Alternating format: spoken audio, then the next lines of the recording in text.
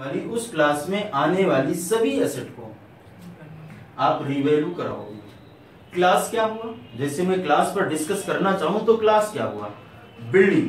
जैसे बिल्डिंग का एक क्लास हो गया, क्या सभी बिल्डिंग एक ही क्लास में फॉल करेंगी? जरूरी नहीं है, डिपेंड करता है कि बिल्डिंग की कैटेगरी क्या है, फैक्ट्री में यूज होने वाली बिल्डिंग है कि ऑफिस में यूज होने वाली बिल्डिंग है, उसका जियोग्राफिकल एरिया क्या है, हो सकता है जियोग्राफिकल एरिया बदला हुआ। इस तरीके से हम कंसीडर करेंगे, आगे अभी उस बात को भी देखेंगे।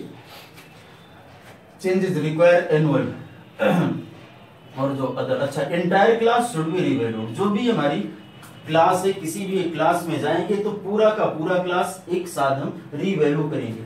अ class of property, plant and equipment as a grouping of asset of similar nature. ये हमने बता दिया आपको, जो एक ही नेचर की होंगी उसे हम कहते हैं एक ग्रुप। कुछ असेट्स का एक ग्रुप, क्या कुछ असेट्स का एक ग्रुप जिनके की नेचर सिमिलर है, एक ही तरीके से हैं, उन्हीं को हम क्या बोलते हैं? क्लास बोलते हैं। क्लास क्या है? प्रॉपर्टी, प्लांट या इक्विपमेंट का ऐसा कोई भी ग्रुप जिसमें की सिमिलर नेचर की सभी असेट रहते हैं। अब क्या होता है, जब रिवैल्यूएशन होगा तो या तो अपवर्ड रिवैल्यूएशन होगा या डाउनवर्ड रिवैल्यूएशन होगा, दोनों में से एक कोई रिवैल्यूएशन होगा ना, या तो अपवर्ड होगा या डाउनवर्ड रिवैल्यूएशन होगा। अब हम इसे समझने का प्रयास करते हैं। अपवर्ड होगा तो क्या करेंगे और डाउनवर्ड रिवैल्यूएशन होगा तो क्या करेंगे, ठीक है।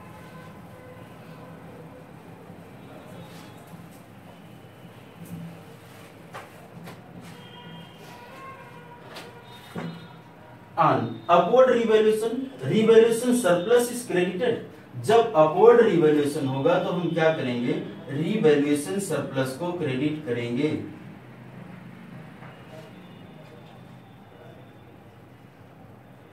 ठीक है, तो डेबिट क्या करेंगे? डेबिट क्या करेंगे? Property, plant and equipment. Property, plant and equipment should be debited. Suppose करिए कि एक असेट थी हमारी, पहले उसकी वैल्यू थी 20 लाख रुपए और अब उस असेट की वैल्यू हो गई 25 लाख रुपए। तो अपवर्ड रिवैल्यूएशन हुआ है। अपवर्ड रिवैल्यूएशन में हम क्या पढ़ रहे हैं? अपवर्ड रिवैल्यूएशन में हमें क्या करना है? रिवैल्यूएशन को क्रेडिट करना है, ये बोला गया। तो हम क्या करेंगे? Property, plant and equipment account debit 5 lakh to revaluation surplus 5 lakh. ये बात समझ में आती है? If asset is previously revalued, अगर ये असेट इसके पहले भी रिवैल्यू करी गई थी डाउनवर्ड और वो डाउनवर्ड हो गई थी, then to the extent of downward revaluation should be recognised in SPL. अब बताइए, ये कह रहा है कि ये असेट पहले भी, अब मैं क्वेश्चन बदल देता हूं, पहले भी ये असेट थी जो 20 लाख की है, ये इसके पहले भी कभी रीवैल्यू हुई थी, और जब रीवैल्यू हुई थी तो ये डाउनवर्ड रिवैल्यूएशन हुआ था। क्या हुआ था? डाउनवर्ड रिवैल्यूएशन हुआ था। अच्छा, अगर डाउनवर्ड रिवैल्यूएशन हुआ था तो कितना हुआ था? कोई अमाउंट लेते हैं, बताइए, आप लोग भी बताइए, कुछ सहयोग करिए। 3 लाख रुपए ले लेते हैं, ठीक है। तो इसका मतलब है उसको हमने कहां ट्रीट किया होगा पता नहीं, अभी आगे पढ़ ले तब बताएं। हाँ, चलिए यहां पर आते हैं। On downward revaluation SPL should be debited. अगर मैं इसके पहले एक क्वेश्चन करना चाहूं, हमारे पास एक असेट है जिसकी वैल्यू पहले 22 लाख थी। कितनी थी? 22 लाख रुपए। हमारे पास एक असेट है जिसकी वैल्यू थी 22 लाख, अब रिवैल्यूएशन कराया गया और ये असेट हो गई है 20 लाख। एंट्री क्या करेंगे जरा पढ़िएगा। On downward revaluation SPL should be debited. जब रिवैल्यूएशन डाउनवर्ड होता है तो एसपीएल को क्या करते हैं? डेबिट करते हैं। तो यहां पर लिखेंगे एसपीएल डेबिट। कितने से लिखेंगे एसपीएल डेबिट? 2 लाख। क्रेडिट क्या करेंगे? To property, plant and equipment 2 lakh. Rule क्या लगा? लॉस हो रहा है, loss should be debited and property asset है ना, असेट अगर इंक्रीज होती तो क्या करते हैं? डेबिट। लेकिन यहां पर क्या हुई? डिक्रीज हुई, तो असेट डिक्रीज हो रही, क्या करेंगे? क्रेडिट करेंगे, ठीक है। तो जब हमारा डाउनवर्ड रिवैल्यूएशन होता है तो हम क्या करते हैं? एसपीएल को डेबिट करते हैं और क्रेडिट किसे करते हैं? Property, plant and equipment. अब फिर से मैं यहां आता हूं, when previously revalued downward, then to the extent of the downward revaluation should be recognized in SPL। इस क्वेश्चन में हमने चेंज किया, हमने कहा कि ये 20 लाख रुपए की कैरिंग अमाउंट है जिसका पहले कभी डाउनवर्ड रिवैल्यूएशन 3 लाख पर हुआ था, और आज दिन इसका फिर से जब से रिवैल्यूएशन हुआ है तो रिवैल्यूड अमाउंट जो निकल करके आया है कितना है, 25 लाख, कितना है 25 लाख। बात समझ में आ रही है? तो मुझे क्या करना है, मुझे असेट को बढ़ाना है, कितने से बढ़ाना है बताएंगे? प्रॉपर्टी प्लांट एंड इक्विपमेंट की वैल्यू बढ़ी है, उसको आप डेबिट करेंगे, कितने से डेबिट करेंगे, 5 लाख से। यहां पर कोई डाउट नहीं है। इसके बाद आगे भी डाउट नहीं है। इसके बाद हमको ये देखना है क्या मैं पूरा रिवैल्यूएशन सरप्लस में भेजूं?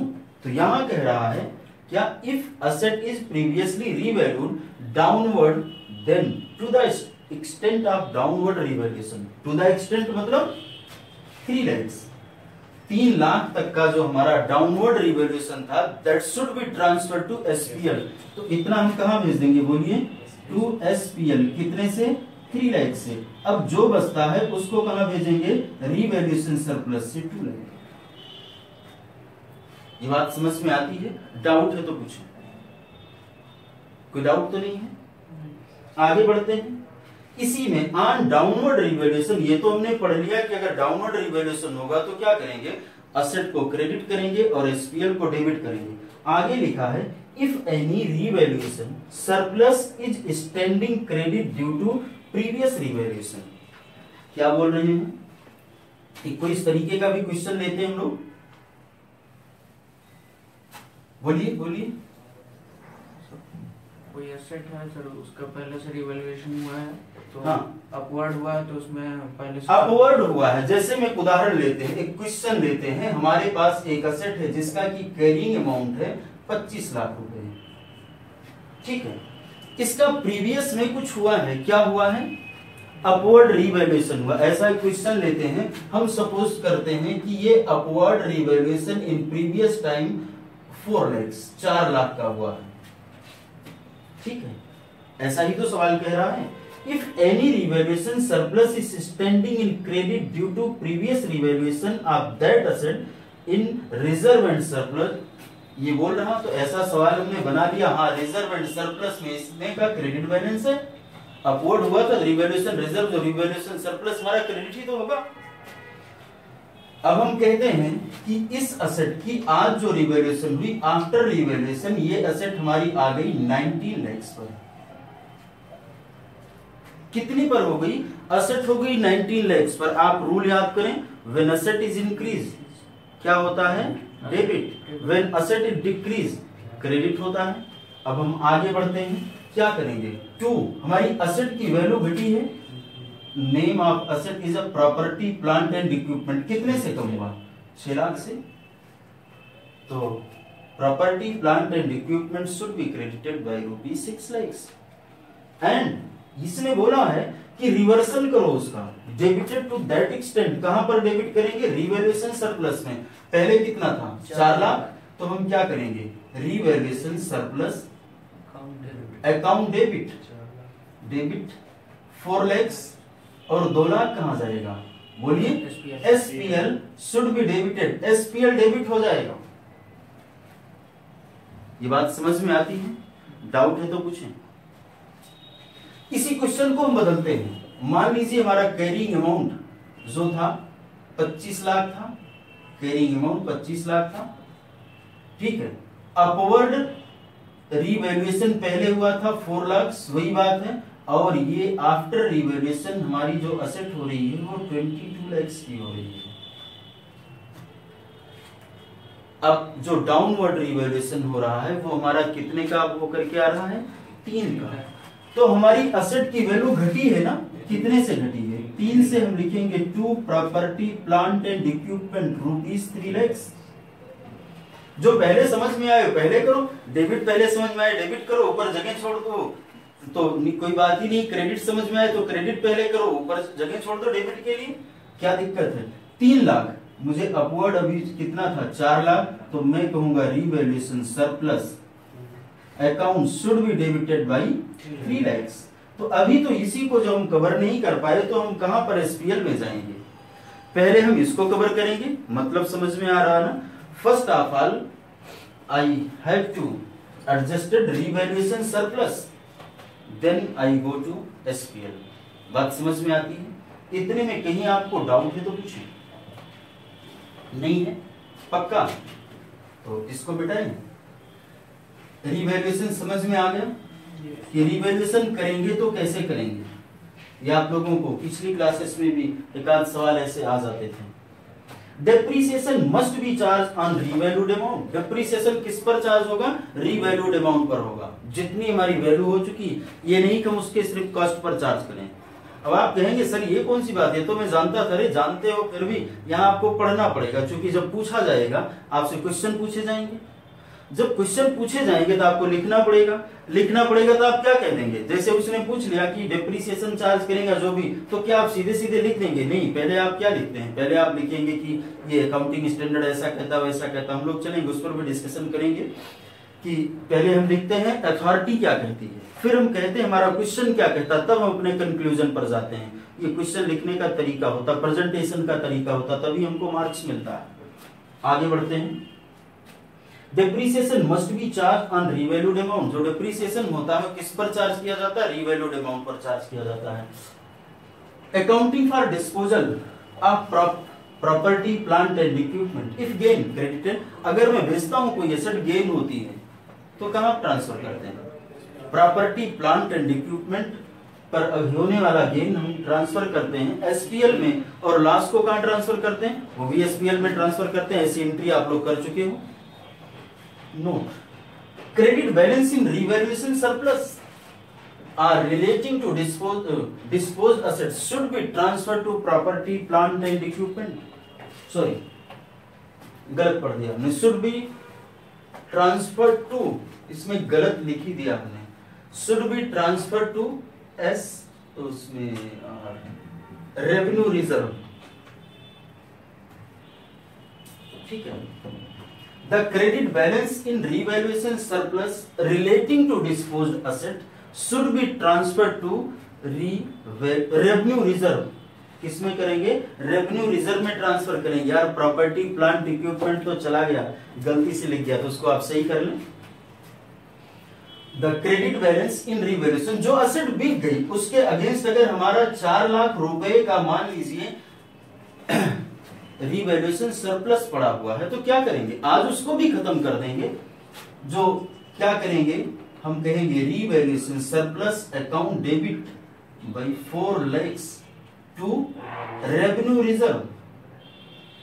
ये रेवेन्यू रिजर्व क्या है? वही जनरल रिजर्व। यार डरना मत, नहीं तो नाम से डर जाओ कि रेवेन्यू रिजर्व कौन सा नया रिजर्व आ गया, वही जनरल रिजर्व में ट्रांसफर कर लेंगे। अब तो असेट गई ना।